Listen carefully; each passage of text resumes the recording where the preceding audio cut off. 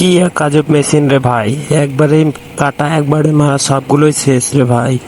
এই মেশিনটি গম কাটা মেশিন।